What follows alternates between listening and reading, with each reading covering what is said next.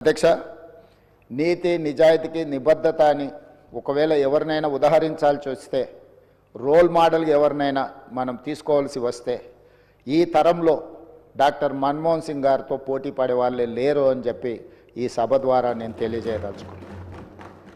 చాలామంది వారు మౌనంగా ఉంటారనో, మౌన ముని అని, యాక్సిడెంటల్ ప్రైమ్ మినిస్టర్ అని రకరకాలుగా మీడియాలో కానీ విమర్శకులు విమర్శించిన వారు ఎప్పుడు కూడా వారి సహనాన్ని కోల్పోకుండా పనినే ధ్యాసగా, పని చేయడమే తన జీవిత లక్ష్యంగా ఈ దేశ ప్రజలను ఆర్థికంగా, సామాజికంగా బలోపేతం చేయడము, వాళ్ళ కోసమే తన జీవితాన్ని అంకితం చేసిన గొప్ప మహనీయుడు డాక్టర్ మన్మోహన్ సింగ్ గారు.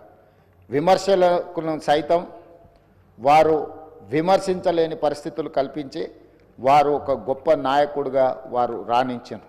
ఈ తరం ఎవరినైనా ఆర్థిక విషయాలలో కానీ, రాజకీయపరమైన అంశాలలో కానీ ఎవరినైనా ఆదర్శంగా తీసుకోవాలి అని అంటే మొదటి స్థానంలో ముందు వరుసలో ఉండేది డాక్టర్ మన్మోహన్ సింగ్ గారు అధ్యక్ష.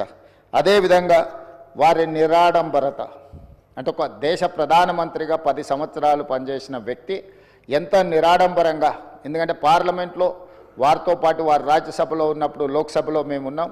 ఒక ధర్నా కార్యక్రమంలో నేను, పెద్దలు ఉత్తమ్ కుమార్ రెడ్డి గారు, కోమటిరెడ్డి వెంకటరెడ్డి గారు వారితో పాటు ధర్నా కార్యక్రమంలో కూర్చున్నాడు. వారు వచ్చి మా మధ్యలో మాతో పాటు కూర్చొని ఈ ప్రజాస్వామ్యాన్ని పరిరక్షించాలి, ప్రభుత్వాలు ఆధిపత్యం చెలాయించడమో, పెత్తనం చెలాయించడానికి చట్టాలను వినియోగించుకోవడాన్ని వ్యతిరేకిస్తూ మాలాంటి మొదటిసారి పార్లమెంట్ సభ్యులైన మాతో పాటు కూడా అక్కడికి వచ్చి నిరసన కార్యక్రమంలో కూర్చొని వారు ప్రజాస్వామ్యం పట్ల ఎంత విశ్వాసంతో ప్రజాస్వామ్యాన్ని పరిరక్షించాలన్న లక్ష్యంతో ఏ విధంగా పనిచేసినరో వారితో పాటు ఆ రోజు ధర్నాలో పాల్గొనడం అనేది నాకైనా, పెద్దలు ఉత్తమ్ కుమార్ రెడ్డి గారికైనా, కోమటిరెడ్డి వెంకటరెడ్డి గారికైనా జీవితకాలం గుర్తుండిపోయే సంఘటన అధ్యక్ష.